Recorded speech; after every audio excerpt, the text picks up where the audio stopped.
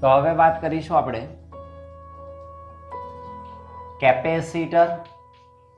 Capacitor અને અવરોધ ના શ્રેણી પરિપથ. કેપેસિટર ને અવરોધ એટલે આને કહેવાય સીઆર પરિપથ અથવા તો આરસી પરિપથ, આરસી શ્રેણી પરિપથ. શ્રેણી પરિપથોની વાત. તો અવરોધ સાથે કોણ શ્રેણીમાં છે? કેપેસિટર. તો પહેલો હું અવરોધ ડ્રો કરી દઉં, આ અવરોધ અને કેપેસિટર.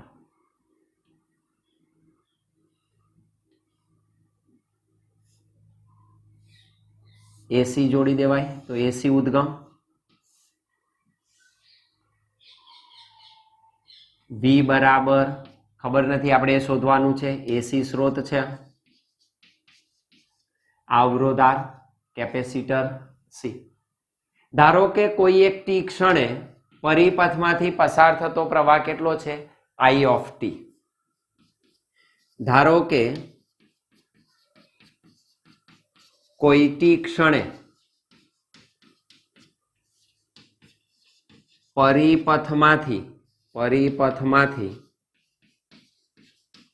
પસાર થતો વિદ્યુત પ્રવાહ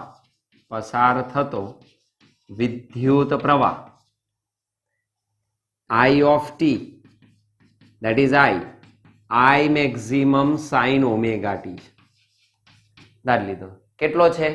that is I maximum sin omega t જેટલો પ્રવાહ ટી ક્ષણે પરિપથમાંથી પસાર થાય છે.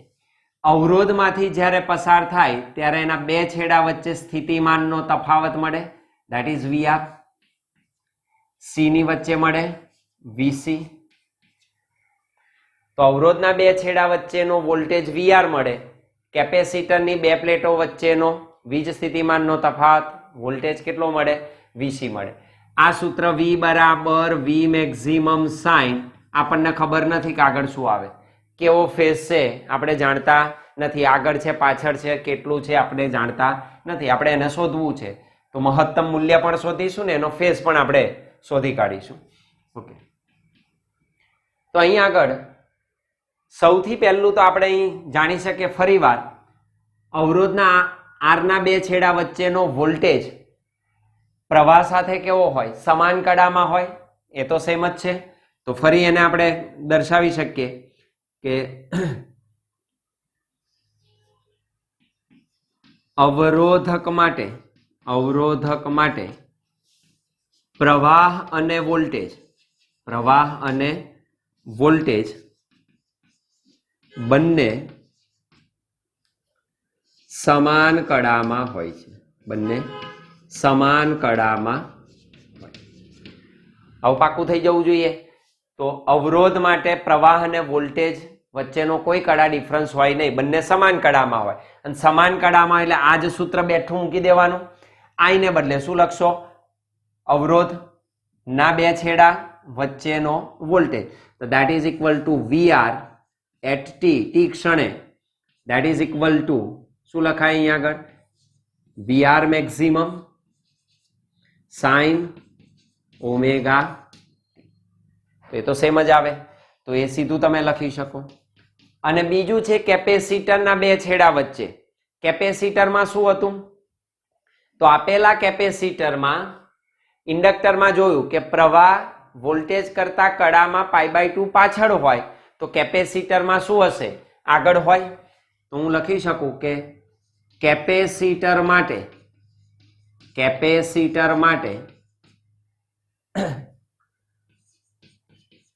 વોલ્ટેજ કરતા પ્રવાહ કડામાં π/2 જેટલો આગળ હોય.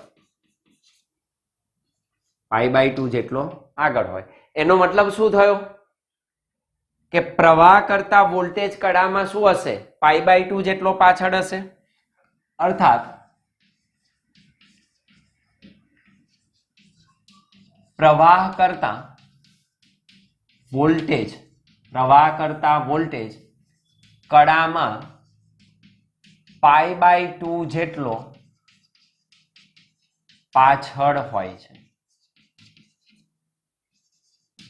તો એની કડા π/2 જેટલી ઓછી હોય. કોની?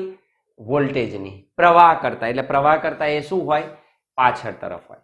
અર્થાત હું આમ લખી શકું, કેપેસિટરના બે છેડા, બે પ્લેટો વચ્ચેનો વીજ સ્થિતિમાનનો તફાવત, that is Vc of t is equal to Vc maximum sin શું છે? પ્રવાહ કરતા વોલ્ટેજ π/2 જેટલો પાછળ, that is omega t minus π/2. તો તમે આ સૂત્ર સીધું લખી શકો. તો Vc of t બરાબર Vc maximum sin omega t minus π/2. આટલું તમે દર્શાવી શકો બંનેના વોલ્ટેજ. અને બંનેના વોલ્ટેજ તમને મળી જાય તો તમે એનો ફેઝર ડાયાગ્રામ ડ્રો કરી શકો. તો એનો ફેઝર ડાયાગ્રામ તો બંનેના ફેઝર ડ્રો કરી શકાય. ચાલો પ્રવાહના આ દિશામાં બતાવીશું. તો હું પ્રવાહના દિશામાં બતાવી દઉં. તો પ્રવાહનો ફેઝર આ દિશામાં છે. એ જ દિશામાં અવરોધનો વોલ્ટેજ હોય. તો વોલ્ટેજ અને પ્રવાહ સેમ કડામાં હોય તો VR સદિશ આ દિશામાં હોય. પણ VC ક્યાં હોય? પ્રવાહ કરતા કડામાં પાછળ. પાછળ એટલે સમઘડી દિશામાં જવાનું. તો આ દિશામાં પાછળ I આગળ જતો રહે તો એના આ દિશામાં આપણે દર્શાવી દઈએ. કેટલો છે? π/2 જેટલો. તો this is equal two VC vector. કેટલો થયો? π/2 જેટલો. અર્થાત આનું મહત્તમ મૂલ્ય તો VR મેક્સિમમ લખાય. આ મહત્તમ મૂલ્ય VR મેક્સિમમ. આનું મહત્તમ મૂલ્ય એટલે VC મેક્સિમમ. તો આપેલો અવરોધ વોલ્ટેજ અને પ્રવાહને સમાન કડામાં રાખવાની કોશિશ કરે અને કેપેસિટર એ પ્રવાહ કરતા વોલ્ટેજને π/2 પાછળ રાખવાની કોશિશ કરે.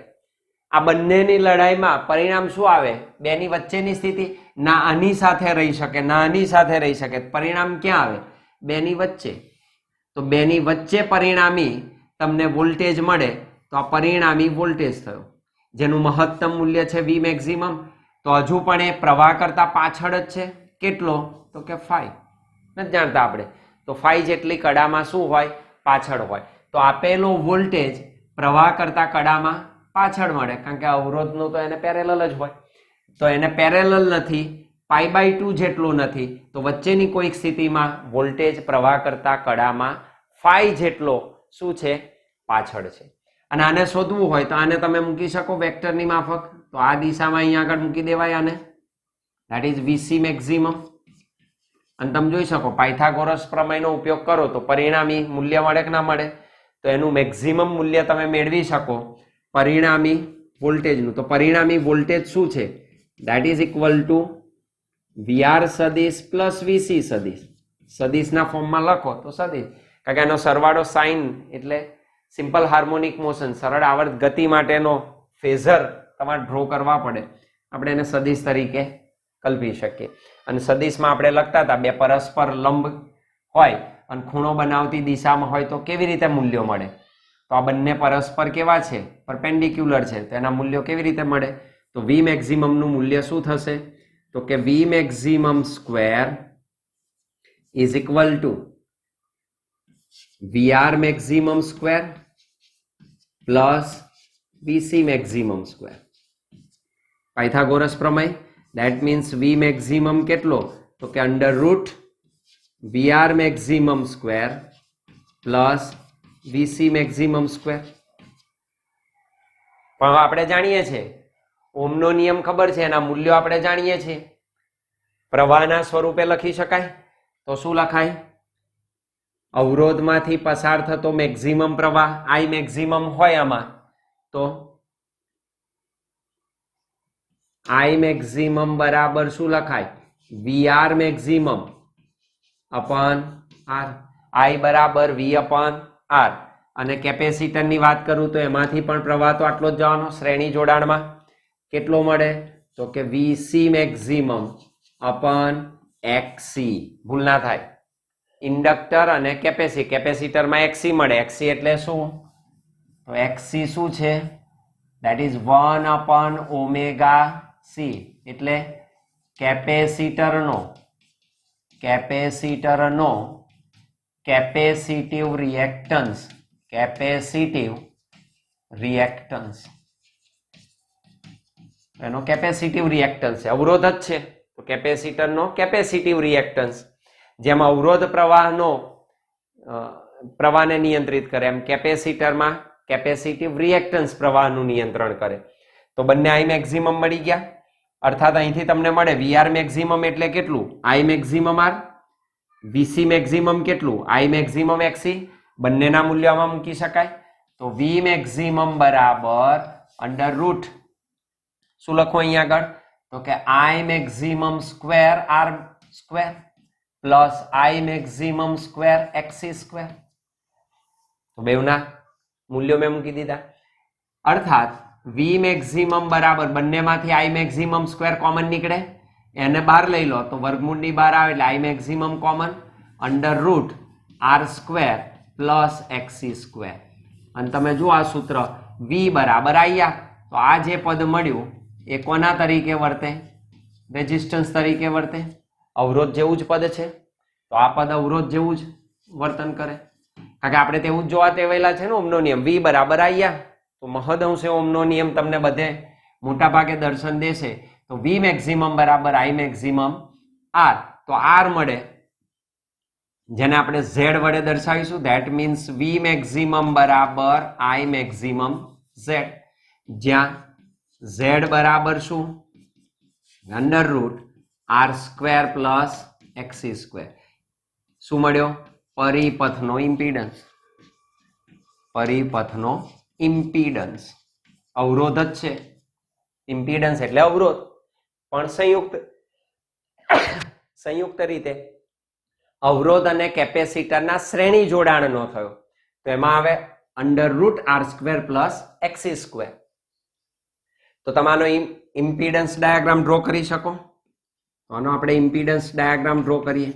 ઇમ્પીડન્સ ડાયાગ્રામ કશું નહીં કરવાનું. ઇમ્પીડન્સ ડાયાગ્રામમાં શું કરવાનું? વીઆર મેક્સિમમ છે એને બદલે શું મૂકવાનું? આઈ મેક્સિમમ આર.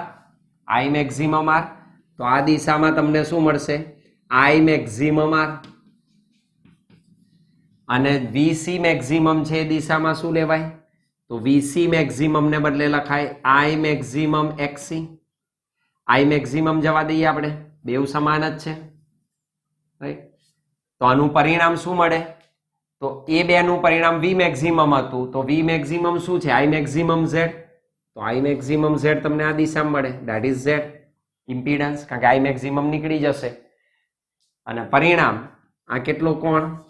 ફાઈ. તો ઇમ્પીડન્સ ઝેડ આર થી કેટલો છે?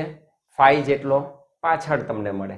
તો બંને વચ્ચેનો એંગલ ફાઈ જેટલો મળે. અને આ તમે પાયથાગોરસનો ઉપયોગ કરો તો આ મૂલ્ય તમારું કેટલું થાય? That is XC. તો આના ઉપરથી તમે ફાઈ મેળવી શકો અને પરિણામ જોઈ શકો કે ઝેડ શું મળે તમને? Under root R square plus XC square. તો એ સદિશના ફોર્મમાં આપણે પાયથાગોરસનો ઉપયોગ કરી અવરોધ વચ્ચેનો પણ સંબંધ સ્થાપિત કરી શકીએ. તો અહીંથી શું મળશે તમને? tan phi is equal two શું? tan phi સામેની બાજુ ભાગ્યા પાસેની બાજુ. તો સામેની બાજુ એક્સી અપોન આર. તો આના ઉપરથી તમને ફાઈ મળે. That is tan inverse XC upon R. અને ઝેડ શું મળે? તો કે ઝેડ સ્ક્વેર બરાબર R square plus XC square.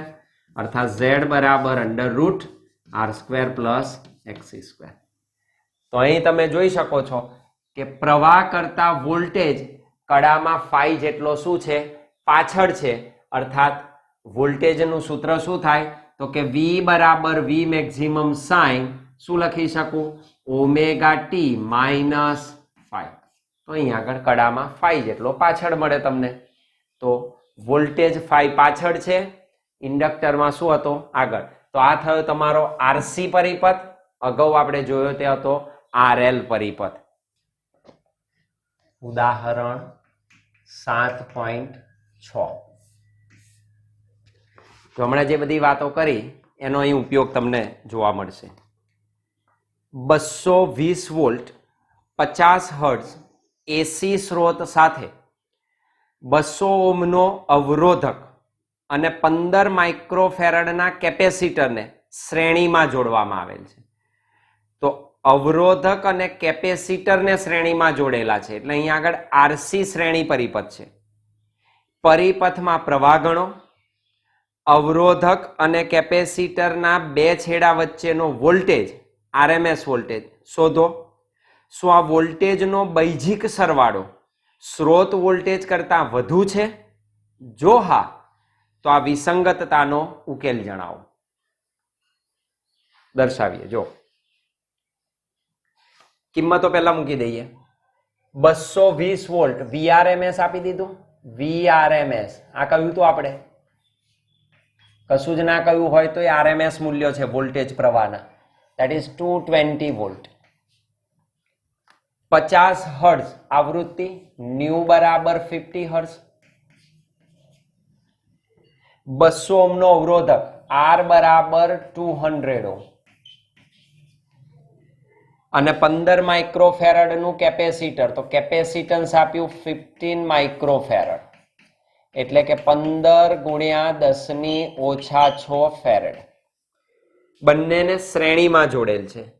પરિપથમાં પ્રવાહ ગણો. પ્રવાહ એટલે આઈઆરએમએસ વેલ્યુ, આઈઆરએમએસ આઈ શોધીશું. અવરોધક અને કેપેસિટરના બે છેડા વચ્ચે વોલ્ટેજ આરએમએસ વોલ્ટેજ શોધવાનો છે, બંનેના છેડા વચ્ચેનો. દેટ ઇઝ વીઆર અને વીસી શોધીશું. શું આ વોલ્ટેજનો બૈજિક સરવાળો સ્રોત વોલ્ટેજ કરતા વધુ છે? આપણે સરવાળો કરીશું અને જોઈશું. હા તો એ વિસંગતતા નોંધીશું કે આવું કેમ થાય છે, એનો જવાબ આપીશું.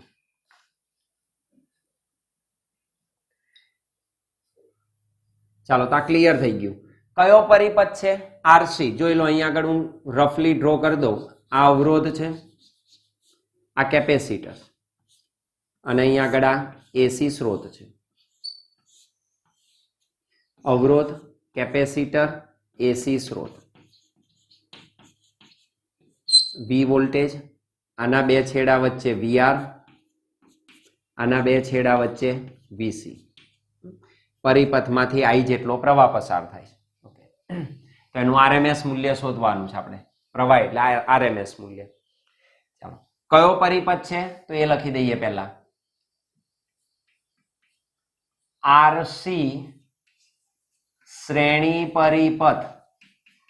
આરસી શ્રેણી પરિપથ માટે સૌથી પહેલું કામ કરવાનું ઇમ્પિડન્સ શોધી કાઢવાનું. આ ભૂલ ના થાય, એકલો અવરોધ નથી, સંયુક્ત આવે એટલે એને ઇમ્પિડન્સ કહેવાય.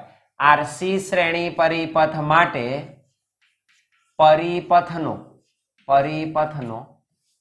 ઇમ્પિડન્સ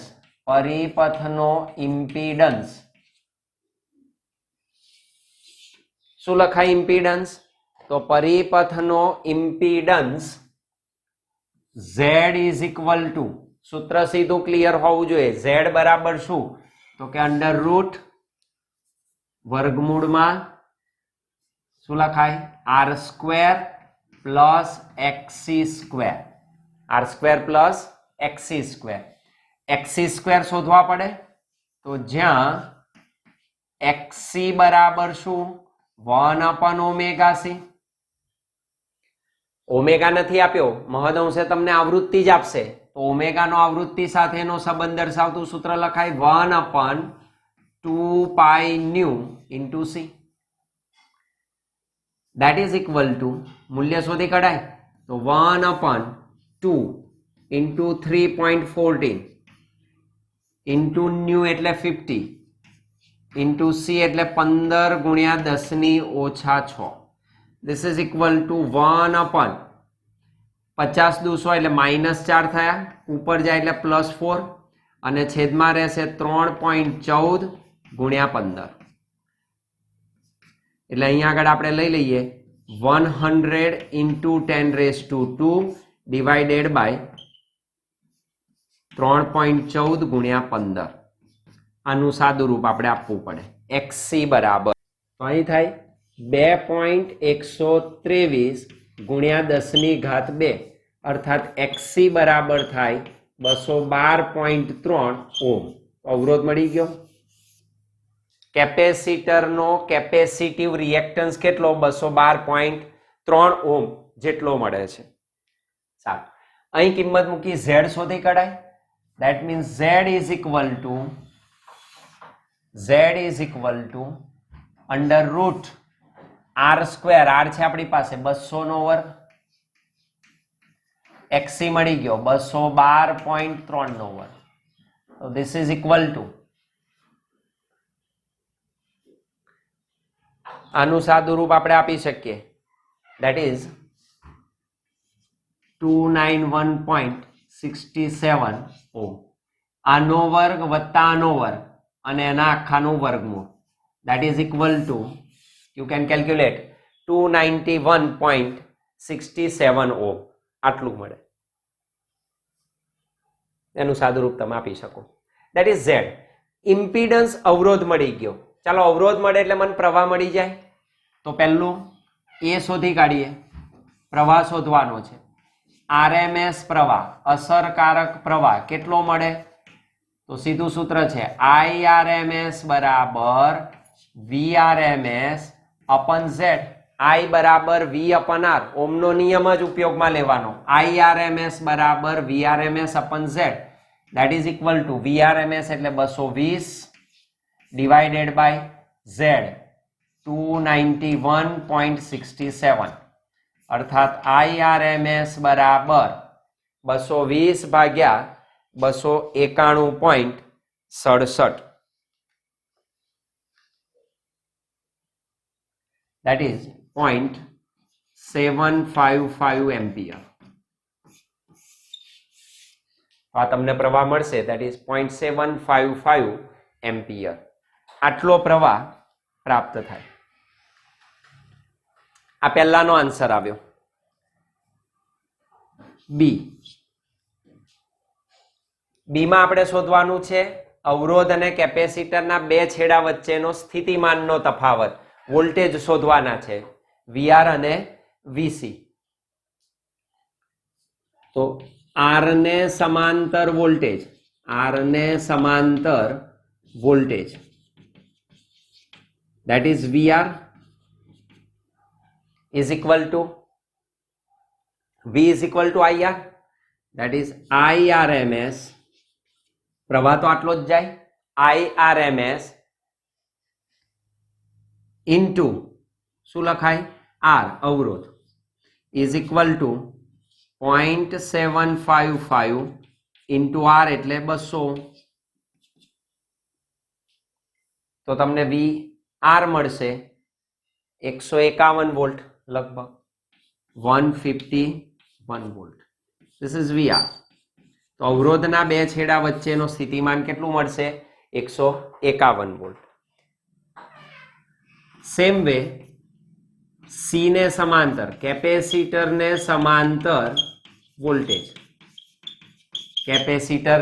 સમાંતર વોલ્ટેજ પ્રાપ્ત થાય. શું લખાય? એના જેવું જ સૂત્ર લખાય. આપણે એ સૂત્ર લખી શકીએ. That is VC is equal to IRMS XC. અવરોધ કેટલો? Capacitive reactance, that is XC. That means this is equal to IRMS એટલે 0.755 multiplied by XC તમે શોધી કાઢેલા છે. XC is 212.3, 212.3. તો બંનેનું મલ્ટિપ્લિકેશન તમે કરો તો 160.3 વોલ્ટ મળે. તો VC બરાબર 160.3 વોલ્ટ. આ બેનો હવે તમને એવું કહે છે શું આ વોલ્ટેજનો બૈજિક સરવાળો સ્રોત વોલ્ટેજ કરતા વધુ છે? તો અહીં લખી શકીએ બંનેનો બૈજિક સરવાળો કરીએ. VR અને VC નો બૈજિક સરવાળો લેતા that is VR plus VC is equal to VR 151 plus 160.3. So this is equal to 311.3 volt. અર્થાત VR plus VC is greater than V. તો એનાથી કેવો છે? વધારે છે. તો શું વોલ્ટેજનો બૈજિક સરવાળો સ્રોત વોલ્ટેજ કરતા વધુ છે? હા, સ્રોત વોલ્ટેજ કરતા કેવો છે?